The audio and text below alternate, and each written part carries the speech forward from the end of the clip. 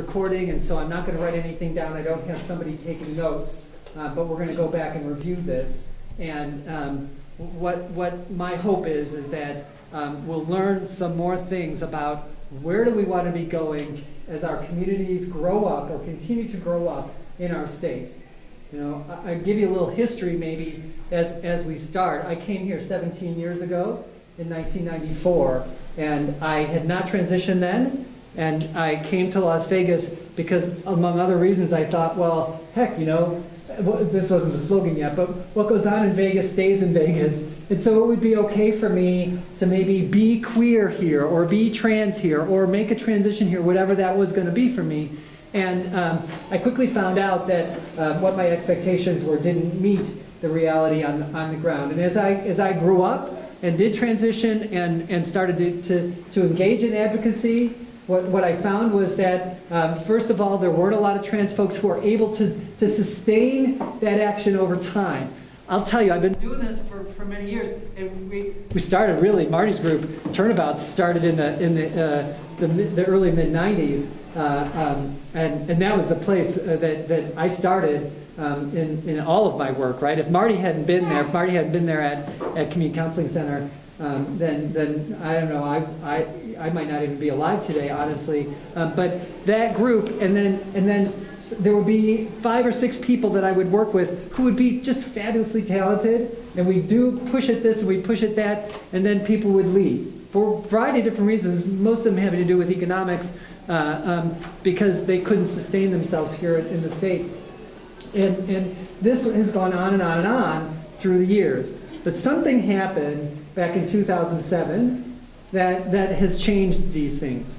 I met on the phone with Jude Cox, who may be here, who's our legal consultant through Equality Nevada Community Services, Mari Rosenberger, who is no longer here in the state, has moved, found a partner and found a family and moved on back east and is doing fabulous things back on east. And we met with representatives of the National Center for Transgender Equality, NCTE, Mark Kiesling, and Lisa Motte of the National Gay and Lesbian Task Force. And we had this idea. We were going to get employment rights passed in this state. That was our goal. We were going to get an employment bill passed. I had worked in '99 to make that employment bill inclusive. It didn't happen. There wasn't any follow-through by any of the political leaders at that time, and so it went nowhere. So in 2007, we embarked on this journey. We made contact with the Stonewall Democrats of Southern Nevada initially and started going to their meetings and found allies and began to build a greater coalition. We made contact with someone who is now a district court judge, Kathleen Delaney, who helped us out an awful lot in terms of organizing. We found a sponsor for our employment bill for that upcoming session in 2009, Paul Aisley, who is probably not going to be with us here tonight. He was last night at the Day of Remembrance. But Assemblyman Aisley was the first person to step forward and say, yes, I will sponsor this bill. We got the bill draft submitted. We got a hearing in the committee, which was the first of its kind. But then we got stalled in the committee. We could never get a vote out of that committee. And so the bill died in 2009. And that was really the genesis of Equality Nevada Community Services, that work. We continue to work after that. We've worked together with other organizations. We started building the LGBT statewide coalition, which includes many different members, and Equality Nevada among them. We worked at getting the DMV to change the way that they administered the code regarding gender marker changes on driver licenses. We had help from the press, Jason Whited of City Life, who is no longer there, but he was immensely helpful. He did good research and wrote a good piece, and we were able to really pressure. It was really through pressuring the DMV that they changed the way that they administer that code. And now there is a form. You can get it out here. You take it to your doctor. You fill it out. It's a very easy. You check a couple of boxes. Somebody makes a signature. You can get your gender marker changed. And that's the way it should be, because we should be empowered to have others see us as we see ourselves, which is such an essential part of this mission. And we worked after that, or along the way, in addition, at these civil rights bills. We had a result last spring that I never in a million years thought could happen. It was this January. It wasn't even a year ago. I was sitting with my assembly person, William Horn, and we had met at a diner, and I'm explaining to him what we're wanting to do, and he's trying to give me the sort of the realistic perspective on what these bills' chances are. And I was like, you know, if people are going to come from such a biased place, he was telling me, look, people aren't going to vote for it because they believe that the Domestic Partnership Act that was passed in 2009 caused a particular state senator to lose his reelection race in the 2010 election. And he said, you know, everybody's going to be thinking about that vote, and they're not going to vote for these civil rights. And he wasn't saying that because he wasn't going to advocate. He was absolutely a strong champion for our rights. But he thought, you know what, you look at this politically in a realistic way, we're never going to get this done. We did. Obviously, we got this done. And I'll tell you that the reason that we got this done, I might have tears. The reason that we got this done is because so many of us this past spring and late last year came together to phone bank, to write letters, to call people, to get people out and involved in these various campaigns for these legislators. And they met us. We went up in March. We raised $1,500 in the space of 2 days. And we had a little caravan that went up to Carson City in March. For 2 days, we worked at the ACLU and with the Progressive Leadership Alliance of Nevada. They gave us some quick training down and dirty about going into these legislators' offices. We met with over 30 of the 63 legislators in less than 36 hours in the time that we were there. Many of whom were our allies, some of whom were never going to vote with us, and some of whom we moved them. We shifted their way of understanding, like, well, why should we do this? Or what does it matter? Or am I going to be harmed? What are these things about? We educated them, and we made that difference. And then, I mean, like, I don't know why Governor Sandoval signed these bills. I still don't know why Governor Sandoval signed these bills. But we had that last obstacle, and we met that last obstacle, and we overcame. And we come into this summer and into this fall then with, I hope, an energy that we've never had before, a sense of inclusion in this state that we've never had before. A lot of people in our positions of power, which is not necessarily where my focus is, but politicians and community leaders and other organizations, they know us now. They do. They know us now. And they want to help. I guarantee you they want to help. They want to know what they can do, though. And I can tell them this and that and the other thing, but it's not just coming from me. I mean, I've known a lot of trans folk through the years, hundreds of people that I've had the privilege of meeting, some of them in brief ways, many of them in richer and longer term ways. So I know some things, but I don't know. I'm not the leader. I'm saying this as we start. We are the leaders. We are the ones who are making this difference. And I don't know where we're going in this dialogue even right now, but I have some things maybe I'm going to write up on the board as suggestions for starting places, which is sort of where we're starting through Equality Nevada Community Services. I can talk a little bit about some of these, but I want really for this to be just kind of a back and forth. What do we want? How are we doing this? And how can we help? How can we work together to make these things real? Education is the first thing that we've been working on. We need to educate businesses about these civil rights laws, about the employment bill, about public accommodations, about housing, about how they can make these things real and substantive. We need to educate the people who are empowered by our state to prosecute and investigate these instances of discrimination. We've been working with NERC, the Nevada Equal Rights Commission, about that. And we need to educate ourselves about what these bills mean. So I'm so thrilled that ACLU and NERC were here earlier. That's just the first. We're going to have more of those. I guarantee we're going to have more of those. Yes? Yeah, I'm Barbara Jean. But, yes. Education, yeah, I agree on that is the thing. But, you know, what I'm seeing so much of is preaching to the choir. We need to get the general public to understand what transgenderism is, to understand what it is not. So I can draw some of those things that I'm just going to put up here, general public, right? Educate the general public. It's an important thing, maybe, that we feel like so far we haven't been doing too much. Everybody thinks, you know, well, this is a gay thing or something like that, and we need to get rid of that. I mean, that film we've got in there, in the other room, and was it 139 or something like that, or 137? That's one that should be shown to schools and everything. Okay, so we have some existing resources. Go ahead. What's the title?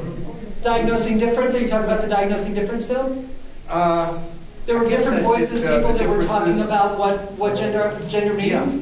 Yes, there's a film called Diagnosing Difference that's been playing. If you want to just catch a quick view, we can get a copy. I mean, we'd have to invest some, I don't know, $250, I think, to get a copy that we could use for those kinds of purposes. But that's if you haven't seen it, even if you go in for a few minutes, I think that it's a powerful piece. Jamie, you're in need of braces. Excuse me, madam. What did I do? You didn't do anything wrong, but just come back, because look, you're sitting in front of these folks. They sat down behind me. Come on back, oh, come on back. They sat behind you, but you come on back. So education, educating straight people, but educating, I always think about this too, is like educating lesbian and gay persons. Most definitely. See, I told you. Well, yeah, Jane, I understand that too, but what about if we educate our children? Well, I agree. Right at the high school levels or something, or even at the working with. When I was in elementary school, we had sex education. Why can't we start educating children at that age? So I can tell you something about the state of sex education in the state. It's that it's very much a patchwork of different ways that people are being educated. And in the end, there's not a lot of education that's going on, not just about gender or transgender or about gay lesbian persons. There's not in sex ed about like using condoms and about safer sex and about equitable relationships so that you can be aware of violence and controlling behaviors. And there's a whole host of issues around sex ed that are not being addressed. And the Planned Parenthood led a push in the last legislative session to get what's called a comprehensive sex ed bill passed. It, like our employment bill in 2009, it died in committee. This bill died in committee this last spring as well. Those of you who are interested in how do we educate our children, educating through a sex ed bill is, I think, a fabulous vehicle. And our allies who have done immense, Planned Parenthood has been amazing in these last few years in supporting our communities. Our allies there are right with us, right? And that's one of the things I think we're going to be focusing on in the next legislative session. And so I appreciate your comments. I just want to sort of play with that a little bit and say something more about what's happening. What else might people want to say about education? I think, first off, education, especially today with the bullying situation, this may help in reducing bullying. I mean, I just read not too long ago where a 10-year-old girl committed suicide because of bullying. There was a bullying bill that was passed in this last legislative session. The details of that bill are not available to me. I didn't study that bill very much, so forgive me that I'm not going to be able to say much about what that means for us. But I'll tell you this: it was a bill that was inclusive of what's called in the legal world gender identity or expression. So the bullying bill was inclusive of gender identity or expression, which means we're a part of that. There was an event earlier this week called It Gets Better over at the Arts Factory. Maybe education is about educating us in a sense of like knowing where these events are. We need to be present at these events. We need to be out there visibly making our presence known and speaking our truth and working together in some of these ways. So that bullying bill is a good bill, is my guess, and we're going to continue to work with that. And through that bill, we're going to get into the schools too. Tracy? Oh, I'm Tracy. I'm female. Anyways, Right. The reason I wanted to bring up something is not just education, but my friend Cynthia who's not able to come today, wanted about enforcement of the laws to certain, and I missed the one before, but of people taking up the cause of if there is a discriminating event, saying, oh, well, that was just that, not poo-pooing it aside. And like I think you said last night, or Dr. Winter said last night, of having those people actually picking up a case and prosecuting it to the fullest extent. And that's important. And there are a couple of circumstances that I'm aware of, and these things are confidential, and so I'm not going to reveal details, but there are a couple of circumstances going on right now. One involving a student who is transgender, and the school district is, in my opinion, in the law's opinion, not treating this person legally, not just treating them poorly, but treating them illegally.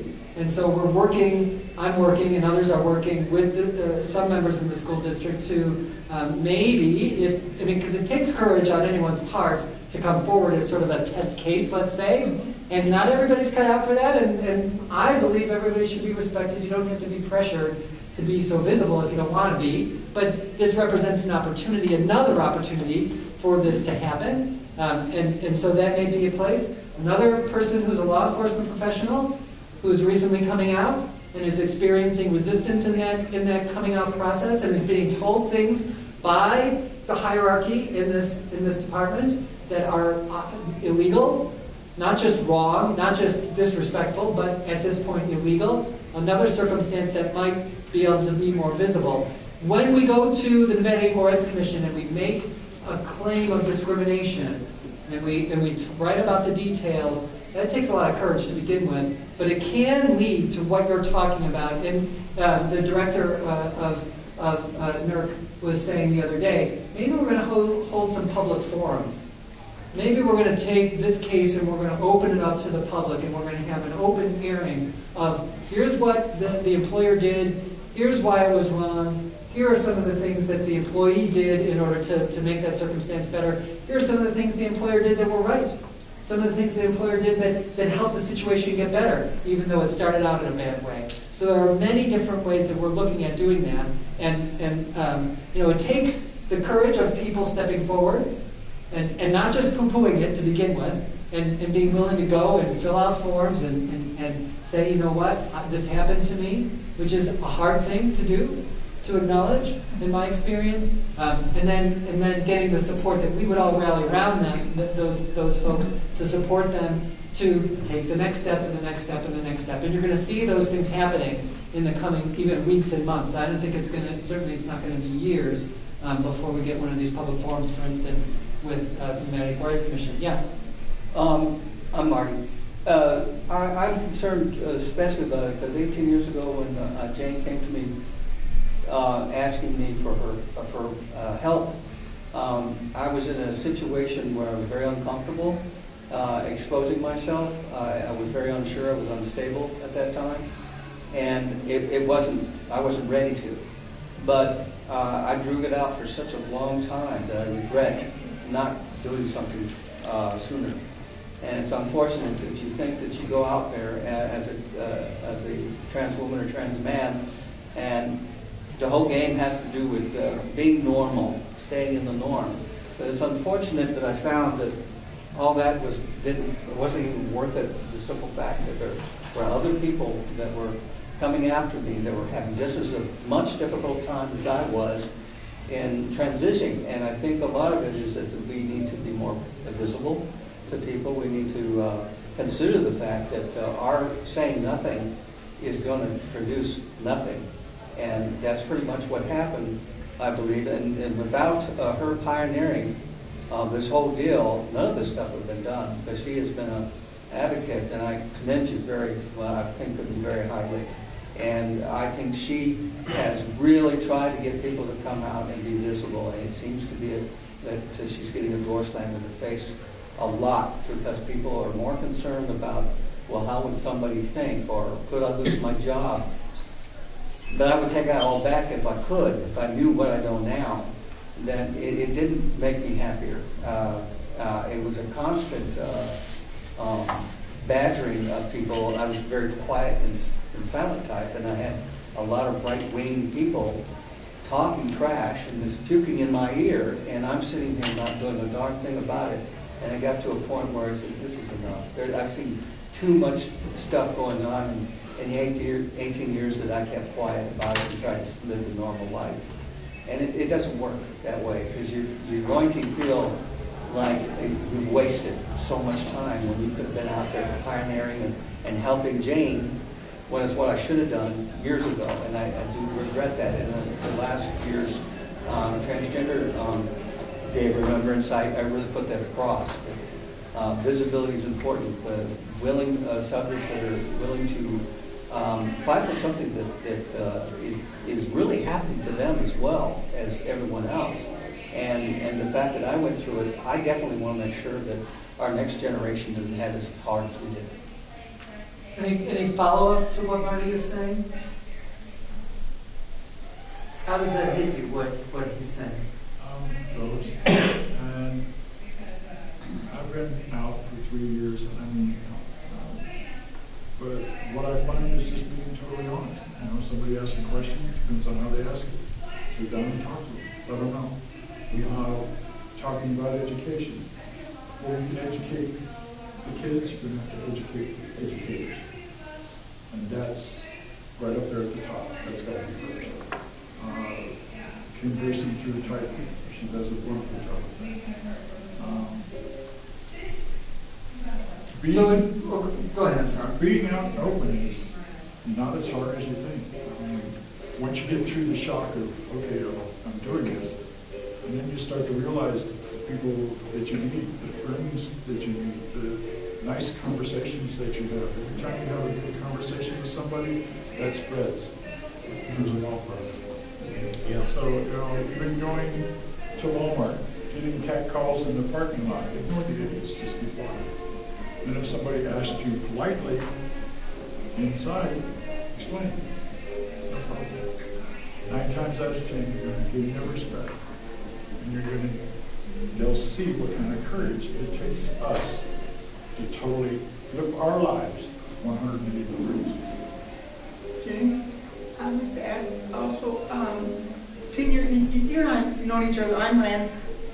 You and I have known each other for a long time. And 10 years ago, you taught me how to talk in public about these issues. And I've had the opportunity to talk with Metro, and I've had the opportunity to talk with UMC, with nurses and doctors. But my problem is that it didn't seem to sink in. With the lectures that I did at community college and at UNLV, talking with the sociology classes and those people, I'm finding that the professionals in the psychology area are just touching on us and going on and going out in the world and doing their business and not actually paying attention to what we're actually about. How do we go about educating those people and making it stick? Well, I would say one thing, just to comment on what Marty and Rose were saying, and just to come around to yours. Did you ever see the film Milk? Yes. Maybe a lot of folks have seen the film Milk and Harvey Milk, and Harvey's idea, I think, more or less was this, a kind of maybe even a foundational way of understanding that. You know, that it wouldn't be until we were all out that any change would happen. That we have to be our own best friends. We can't expect others to do this work for us. And he started out, I guess, like his speeches, and I've done this a couple of times, and it sort of brings embarrassment to me because I certainly don't want to be mocking, and I hope I'm being respectful. But like, I'm Jane Heenan, and I'm here to recruit you. And he would start out his speeches, I guess, I'm Harvey Milk, and I'm here to recruit you. I'm Jane Heenan, and I'm here to recruit you. Some of you who know me, I'm asking about this, and will you join me with that, and how about doing this other thing over here? We ask each other about that, but always with the consciousness of respect and patience, that we know that everybody has their own journey, and that we respect that, you know, I may not be ready, and what kind of support then do we need? This is the question that comes to me about what you're saying, right, is to consider what kind of support do I need in order to be more out, and how do I ask for that kind of support? Where do I go to ask, right? People in our lives, people we're close to, maybe they're even antagonistic about some of these things. They might be helpful about this stuff, but they don't want us to be doing some of those things. But we all reach out with each other and talk with each other and support each other. Go ahead. I'm sorry, I don't want to cut you Please, off. no. Oh, I wanted to kind of bring up the idea of, I mean, oftentimes when they speak about the transgender community, it's often kind of in educating like younger people in elementary school, middle school, high school, it's always kind of lumped in with sex ed. What about a way to educate elementary age, middle age, school age, high school age kids, maybe aside, in addition to sex ed, maybe normalizing what it is to be transgender, what it means to be born and to, at an early age, feel like you're in the wrong body. I mean, my husband's best friend is a female to male transgender, Ray, and he actually runs like a film department over in Minnesota. And I mean, you never know that he was ever a woman. But from the age of 6, or probably younger than that, he always felt like he was in the wrong body. And like he even showed me pictures. He's like, I don't even look like a girl. He's like, I'm a guy. And it's just, I don't think that there's enough education to normalize it so that if kids are in that situation, or like even as young as 8, 9, and 10, that they can feel like it's okay to feel this way. And even though maybe their families aren't accepting of it, maybe their educators aren't accepting, at least it's a kind of a way for them to normalize it, that they're not alone, and that it's normal to feel that way. So as they grow into adolescence, and they go on, and because usually I think it's in junior high or high school is when you get to take sex ed, that you don't have to have this sort of preconceived notion all the time that there's something wrong with you. So there are a number of layers to that for me, and it kind of comes up about gender diversity as not something that is distinct or different from transgender, but when we think about gender diversity as something that is human, and that isn't just about people understand themselves as being in the wrong body, or they're taking hormonal treatments in order to make some change in their lives more permanently, but that gender diversity, and this is sort of, for me, educating the educators who are educating the educators, right? This is the thing. You say, like, you were going out, and maybe we worked many years ago to help you, or to build support for you to go out and do this. Maybe one of the things I'm hearing is that we need to do more leadership skills training.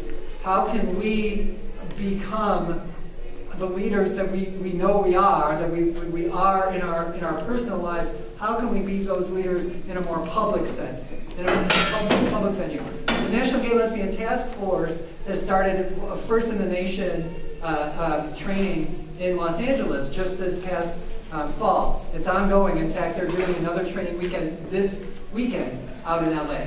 When I heard about that, I'm like, dude, that is so what I want to do. And I will do that today. I could do that right now. I mean, I know people are ready for this. I know that there are resources that we can build on. And you know, I need help though with that in particular. They're calling this the Transgender Leadership Academy. I need help. If you want to help me in particular about how do we train leaders, how do we educate the educators who are educating the educators, then let's work at that. There is a model right now in LA that we can draw on. There are allies. This is through the National Gay Lesbian Task Force. They want to help us. They want us to succeed. The task force came out. They spent a large sum of money this spring, flying people in and out, helping to organize the phone banks and the campaign of sending voter cards to these legislators. And they invested heavily in the state. And they continue to help us with these other things. And just so that I don't lose this, right? How do we educate the educators who are educating the educators, man? You know, supporting each other over time is really essential. And that's a subtle thing. When you say, oh, I don't see the difference, I don't know what impact I'm having, that you would have patience and persevere through those times when you just think nothing's really happening. We have to have a long-term vision. I think in our culture, broadly speaking, we have to have a long-term vision. Mother Earth is not happy about our short-term visions that we've allowed to dominate our thinking and our feeling for, actually at this point, many centuries. But we need to have a persistence and a willingness to hope, even against hope, that what we're doing is making a difference. Because Rand, I totally disagree with you when you say it didn't matter. It fucking did matter, man. It mattered every person you talked to. It didn't matter that you couldn't see it. Because that's not what activism is about, from my vantage point. It's not about, I see the outcome. We got these laws passed, that's very visible. Isn't that great? I get to go up, whatever. Some of us went up and we met with the governor and blah, blah, blah. And now look, there's media and shit that are here. That's not what it's about.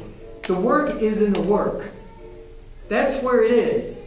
And without that consciousness, we will never succeed, in my opinion. We have to know that everything we're doing in support of these outcomes is meaningful. And to, even when we're feeling like, oh man, despair, and it didn't matter, and nobody listened, you know what? That's not true. That's never true. People do hear, and change has happened. Look, we got these laws passed. It mattered. And I don't know, I'm just going to go around the room. Educators who educate the educators, are they even going to listen to it? Oh, you don't have that fancy set of letters in front of your name, so how do you know anything? You tell them to come and see me. You're not smart enough to teach me. You tell them to come and see me, and I'll fuck them up, okay? I'll fuck them up. Ain't nothing about that, and that's not who we are. That's not who I am in this work. It's not about, oh man, you don't have the fancy letters, or you don't speak in the fancy way. Fuck that shit.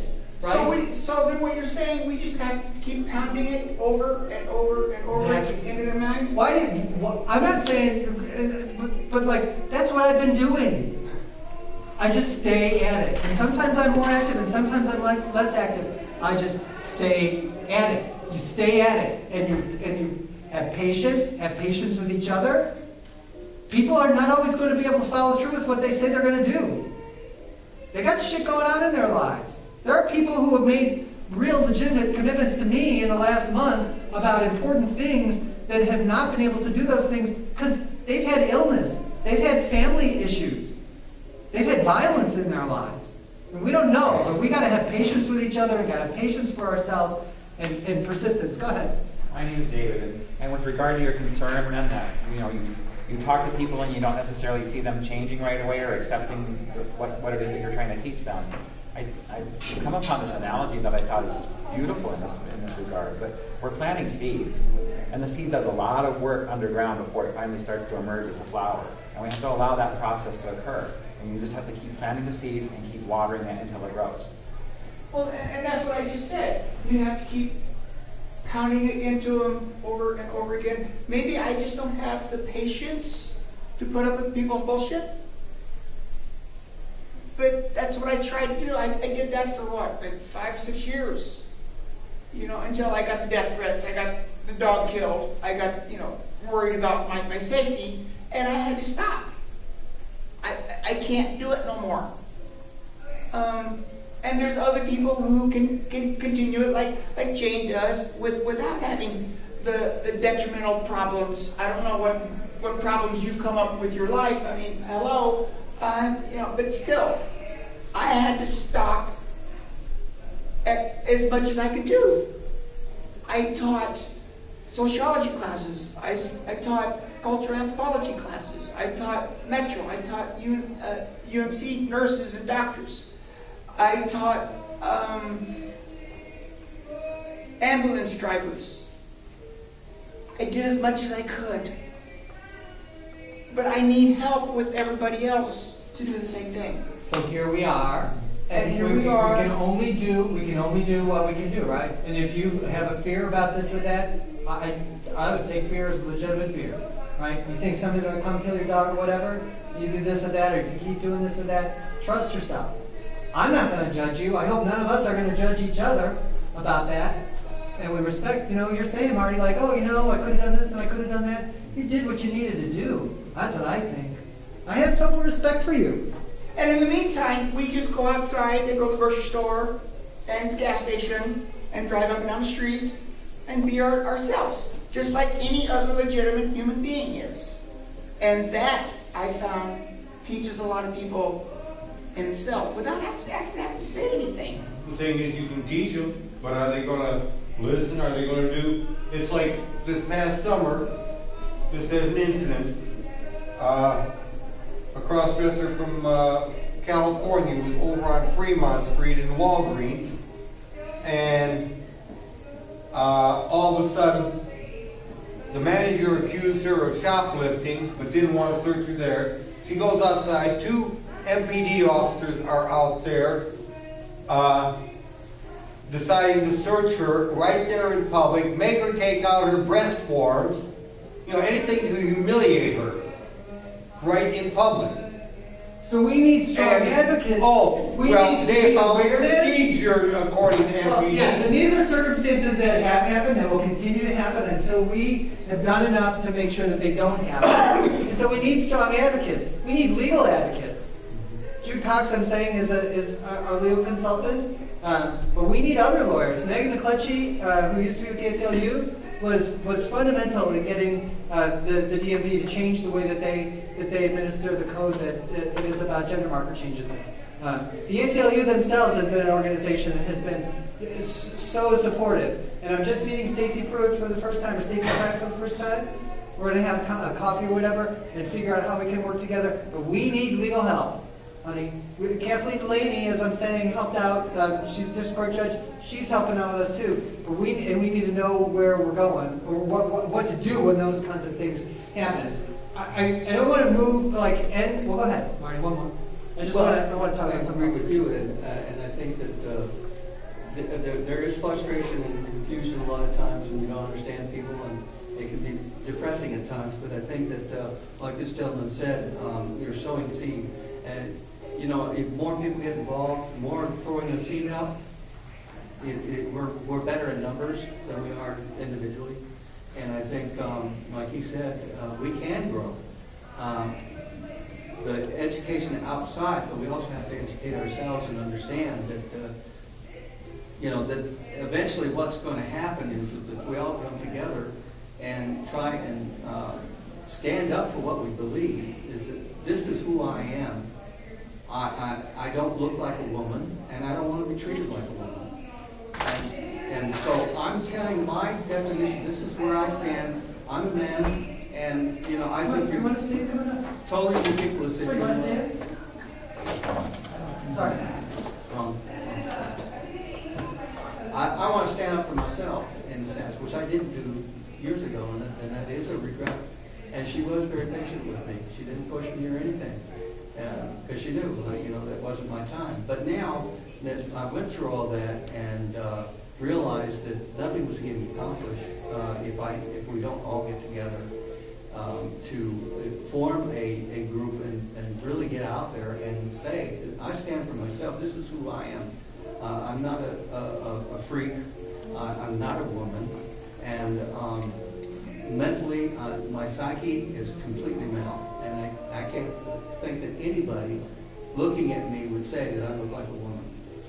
So, about education, and I'm glad that you bring this up, there's maybe one more thing I want to say. There's a video project we started, I think it was last year. We really only had one respondent. We didn't get any more films. Brian helped us in editing this. But what we have this ability to do is to do interviews. So one by one by one by one, right? We just do that in an office somewhere. Go down to Plan or someplace and do interviews, and you can tell your story.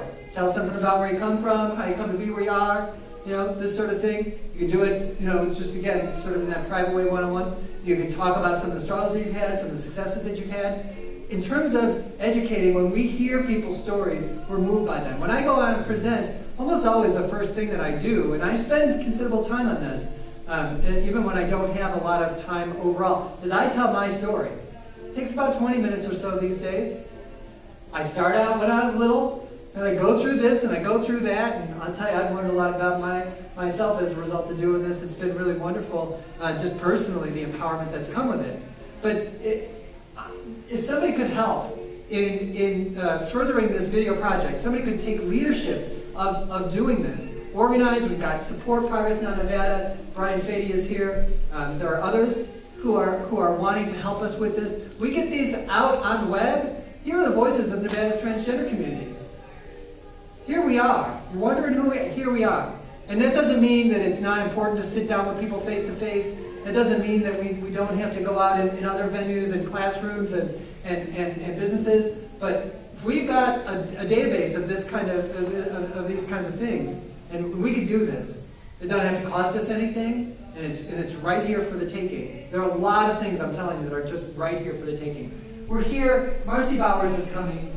And so I want to at least take some time, because maybe we have like 10 or 15 minutes left, to just talk about health. We did the health fair a couple of years ago. We had a very broad definition of health. That's sort of what we're playing on now.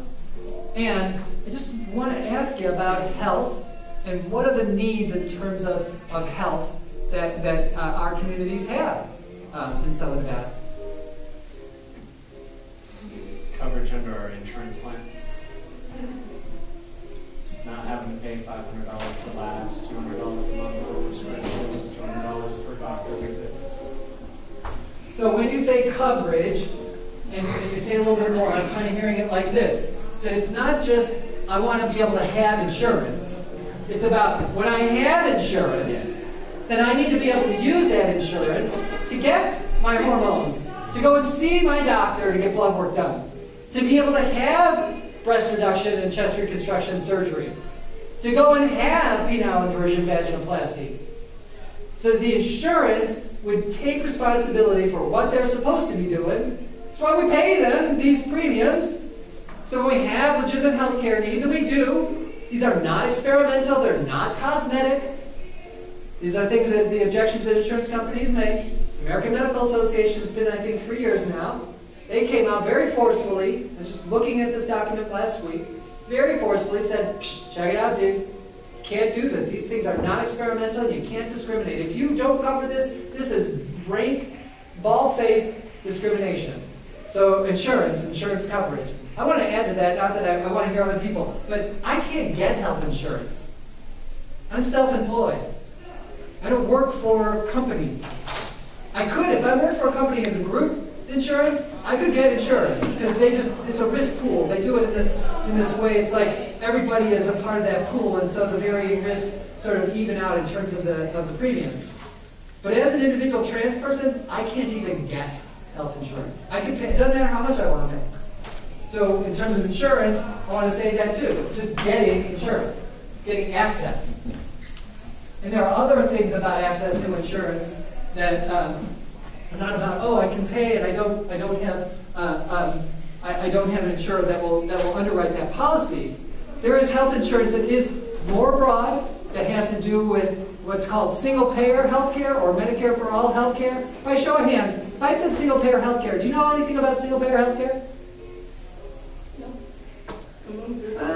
Maybe 10%, maybe 15% of us know. There's another part of educating our communities, right? We need to know what single-payer healthcare is, and we need to politically advocate with these people who are representing us, and we need to be able to do that knowledgeably to talk about what single-payer healthcare reform is, because that's going to allow us all to get access. So in terms of access, we don't have that question anymore. What else about health? I'd like to see if you could bring doctors into Las Vegas that, well, being with a trans man makes it difficult for him to get necessary treatment for previous biological problems, say a GYN, say, and he calls for an appointment and they say, are you sure you're calling the right office? You know, I'm showing Southern Comfort down the hall here. If you never saw Southern Comfort, you might want to take a look. Robert Eads and his story. Man, it'll tear your heart out. Maybe you don't want to have your heart torn out. But competent, culturally competent, that's the buzzword, right? Yeah. Culturally competent. And not only that, it's for him having certain problems. They say, well, we can't do that surgery because you don't have cancer. You have to wait until you get cancer to get hysterectomy, right? You have to be nearly dying before they'll even consider it. I remember reading down in Florida, a man had breast cancer, and the state was not going, he was on Medicaid or something like that. The state wasn't going to cover it because he was a man, not a woman. Breast cancer only happens in women, according to them. Health disparities in the law, I said this earlier, we're going after them in 2013. I think Progressive Leadership Alliance in Nevada, Michael Ginsburg in particular, is going to lead that work. So if you want to do something more, there's something you can reach out to. You reach out to me too. I have some knowledge and experience about this stuff. But we're going to work at this, and I think that and sex ed to me are these next two things in terms of legislation. Your hand was up? Yeah, Who are you? Oh, I'm Eddie. I identify as genderqueer, and something that I've seen come up is with some doctors and with some gender therapists are a difficulty with some gender non-conforming people with access to like hormone therapy and stuff like that for gender non-conforming people. So this somewhat falls into, you know, like culturally competent, like access to culturally competent practitioners.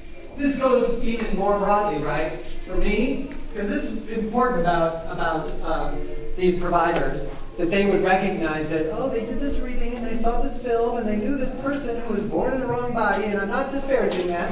People experience themselves like that, talk about their experience like that. I'm fabulously supportive of that. But there is this model about how we're supposed to go through this. And if you're not born in the wrong body, honey, you ain't getting access to this or that. I mean, this goes back decades. We've been telling each other these stories. Our trans community's been educating each other about how we're supposed to talk to this professional and that professional in order to get access for a long time. This has got to end. Young people in particular are pushing at this, right? So, but that has to happen in our communities too. I see myself as queer. I don't see myself as a woman. And that's a consciousness that I've cultivated and came to over the years. It's not where I started out on this journey, it doesn't matter, right? But we have to, I think, do a much better job of not beating each other up, of not expecting that people have to conform to this or that or the other thing in order to legitimately be a part of our communities. And because Eddie, you say genderqueer, what does that mean to you? It means, to me, myself personally, you know, that I have this body which is male, that when, you know, I'm out on the street that people read me as male, but how I conceptualize myself and how I see myself on gender lines, I'm not male, that how I experience myself is definitely not male, that is probably much closer to feminine lines, but that I don't feel that it's correct to say that I see myself as a woman. And so I occupy, you know, along gender lines, some sort of non-binary space. And again, I think for each individual person, they might define genderqueer, or to them, these genderqueer meanings could be something different. But there's this idea that there are possibilities for gender outside of these ideas of man and woman. Gender diversity and transgender. Transgender persons are part of the community of gender diverse persons. I would say everybody is part of the community of gender diverse persons. But there are some people who have that consciousness. And then you see Eddie and you hear him talk and la la la. And what are you going to do? You're just going to call him he? You're going to think he's a man? You're going to wonder in some respects why he's here? I'm not saying that goes on in all your thoughts, but I know it goes on in a lot of people's thoughts, and we need to stop doing that. And when people ask that they would be referred to with pronouns that aren't he or she, we also need to start being aware of that and working hard at honoring those choices, I think. If we want to do this work legitimately, if we want to do this work that is really about justice and really is about dignity, we need to look at ourselves, I think, first and foremost and always. And when we are disrespecting each other and saying, hey, you know what? I can't use that there. That's really weird. Why do you call them there or they? Yeah, that's one of the problems right there, Gene.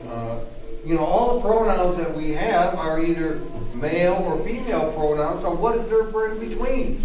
You know, that's where the problem comes. What you got some pronouns? Say they or them? That's a plural type thing, you know. And they, and ta, and see. There are many ways that people talk about themselves. Find something that fits you, right? But there is language that's available, and that's revolutionary. That's changing hearts and minds in a fundamental way when we start to use language that gets at that binary, you know, in the pronouns, right? And insert and ma'am kind of stuff. But just in terms of the overall health of our communities, and if we're looking at health as healthcare is provided by professionals, that fundamentally there is, I know this, I see people who've gone to other therapists who are knowledgeable about trans stuff, but they're not conscious of gender diversity and think that transgender only goes along this narrow path and it has to go like this. That continues to be an issue. What are other health issues that you encounter in our communities? I find doctors are kind of ignorant of our feelings. And I had one doctor quote me, "Oh, what when we practice 2C." And he was a gay doctor, and it just shocked the hell out of me when he would even say that. I just could not believe it. He actually think I was deceiving everybody because I want to present myself as who I am. And it's a sad situation when you've got a doctor that's that ignorant.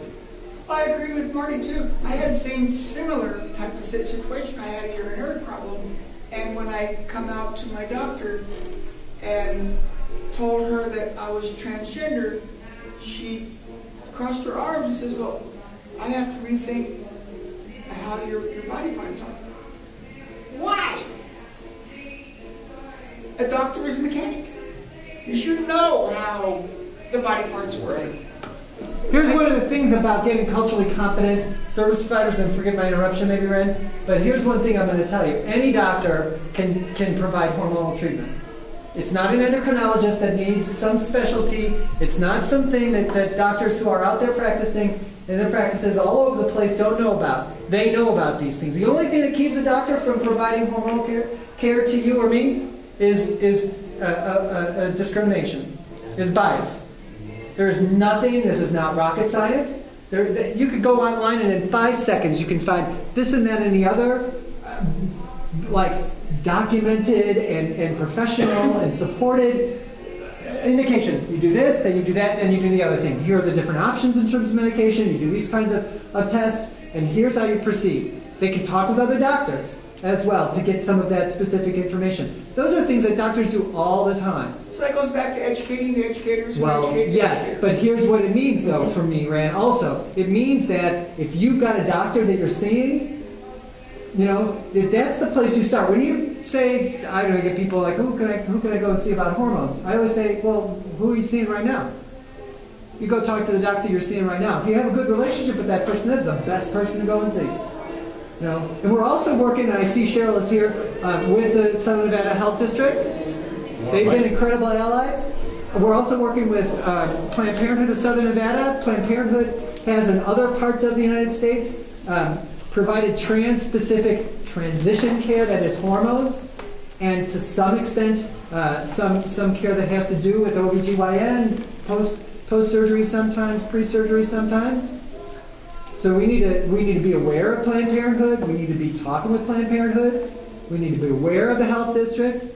We need to be contacting Cheryl and others who are over there. Right? Community Outreach Medical Centers is here. I recommend you go and talk to them. They've got a table out here. They're over by Community Counseling Center. They're just a little operation. The person, one of the persons who's there is kind of a big cheese, is an instructor here at CSN. Bonnie can't be here today. But she and I have been in some conversation over the last few months about how Community Outreach Medical Centers can help us. They're providing now going to be Spanish language AA group.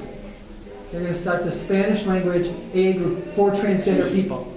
So when I think about health, I think about addiction, right? We've got to have these places that people can go about substance use, right? That's another important place to be thinking. Think about mental health, whatever. I'm a therapist in private practice, licensed, whatever, for many years. But how can we work together? And who do you know? What therapists do you know? We need to gather this information too. Mel's put together a great resource guide. I want to blow the doors off of that thing. Have a color glossy resource guide. But we need your help. We need to know who you're going to see. Which doctors do you go and see? Which mental health professionals do you go and see? I don't know, the VA and what? Oh, you got to get permission from mental health. We need to know about how the VA system is working, right? When we talk about health, we talk about veterans' health in particular. That VA system is not bad. I've heard it's not so bad here. No. You know? Well, you gotta get permission from them. Well, I'm not saying that it's great, and I'm not saying that everybody's going to agree with me. But Mary Rosenberger is 24 years in the Air Force, and she's telling me that it's not so bad out here. I've had some contact with some other folks too. But the truth is if we want to work together with the VA system, we can, and they will work with us. Don't Ask, Don't Tell is part of the history now. The Obama administration is all over our career communities in supporting inclusion. Equal Employment Opportunity Commission, which is the federal agency that is similar to the Nevada Equal Rights Commission. They investigate claims of employment discrimination and civil rights violations. The EEOC has been instructed that in terms of that category sex, even though we don't have the category gender identity or expression, in terms of the category sex, the federal government wants to proceed with prosecuting discrimination claims as if they included us. That sex is about sex stereotypes, and that transgender persons are perceived as violating those sex stereotypes, and that we have a right to claim discrimination under the law that already exists. Back in 1964, they passed these laws. Case law wasn't so good to us for a few decades. It's turning around now, right? But we need to know, like when I talk about that resource guide about health, we need to know who we're going to see. Who is it at the VA that I could do this? I could contact Mari and I could say, you're telling me it was all right a few years ago. You know, people are telling me maybe they're giving me the raspberry about that. You know, who did you talk to that treated you all right? We had those kind of conversations. Through Equality Nevada Community Services, I think a lot of this communication can happen. You know, we've done some work so far. We're going to continue to do more work. And through the website, through the Facebook page, that we would start to cultivate some of these existing resources and communicate better with each other. What do you think? If we did this kind of town hall once a month, we get the space here, we can go over the plan. There are different places that we could go. How many people in here would be interested in getting together to talk like this once a month? So if nothing else that's going to come out of this, I make this commitment to you. We're going to do this once a month. It's going to be after the first of the year because the holidays muck everything up at the end of December and we're already in the middle of November. But I'm going to make this commitment to you, and I will get the word out in as many ways as I can, and I encourage you to bring others, you know, some of whom are significant others in relationships with trans folk, family, children, gay, lesbian identified persons, bisexual identified persons, straight allies. We're all, to me, we're all in this community. I want to privilege the voices of trans folk because, hell, we've been pushed down and around an awful lot for a long time. But this is not the only people we're gonna have to work with. They're not the only people I want to work with. And there are a lot of people who want us to succeed, and they're waiting for us to step forward. As Marty's sort of referencing, and saying, we have these needs and we're here to help, and we can do this thing. This is not out of our reach. It was amazing what happened this last spring. And we are going in directions now that I never thought we could ever get to. I was going to leave. I'll tell you this is true. This last year and a half, I have been telling everyone in my life, and I even stopped teaching, told the folks at school, I started preparing some of the people that I see in my practice. I was leaving in August to go to Oregon, because we've wanted to move to Oregon for years. And I'm like, I'm at the end of it, right? I've done this work for a long time. I've you know, busted my ass. I'm needing to just let it be now. You know what you're saying, right? I understand it's about burnout, and there's some threat my partner is always scared about, you know, when I go out and do this stuff, that something's going to happen to me. I just sort of dissociate. I just sort of, whatever, you want to come and get me, come and get me, kind of attitude. But I was going to leave until we got these laws passed. And somebody else put in my ear, she's like, you know, maybe we need to do something more with this. And I've been in, I don't know, sort of in hyperdrive since June. I've had nightmares and stuff. It's not been easy. It's been harder. This last 6 months have been harder for me than any time in the last years that have been, you know, 10, 12, 15 years I've been doing this. But it's making a difference. It's continuing to make a difference. People want us to succeed. And people are sticking around. They're not leaving. I'm sticking around. There are others who are sticking around. And you stick around too. And we're going to come back in January. Maybe it'll be in this room. I like this room. through One Love, and maybe it'll come out here. But here's one other thing. Help me understand. There's a survey that's online. Everybody see the survey that's online? Anybody not see the survey that's online? Okay, so there's a survey we just created about a week ago that tries to get at where are we going and what are we doing, an assessment. Okay? I'll send out another blast maybe through Facebook. You can go to Equality Nevada Community Services, you'll find a link, or eqnv.org. Here's the website, you don't know it, eqnv.org. You can find it there. Encourage people to go and fill out this survey. Get out there and do it yourself. That's not nice. eqnv.org. I guess it's pretty easy. Go out and do this. And we're going to come back and keep looking at this in this space as well. Online back here, online back here.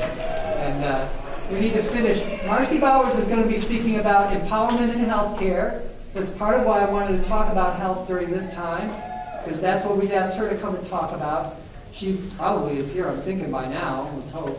It's 10 after 2, or a quarter after, I don't know. But she's going to be in here. And you know, we're trying to raise money in a variety of different ways, but in little ways through this raffle. If you want to help out the work that we're doing, help out financially. I hate that kind of pitch. I'm not about money. I fucking hate money. Money just gets in the way of relationships. But in order to do this, we need to file a C3 for nonprofit status.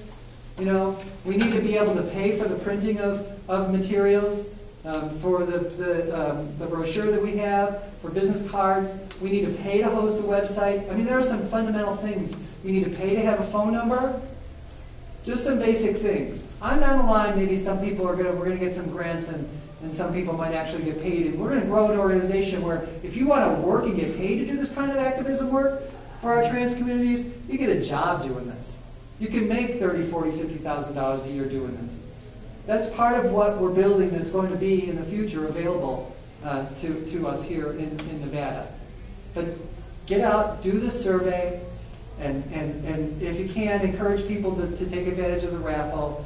You know, raise a little money here today, and we'll be back here at 2 o'clock for Marcy Bowers. And I'm sorry if I was too pushy or if it wasn't about like enough of the voices or whatever, but I really appreciate you being here, and thank you.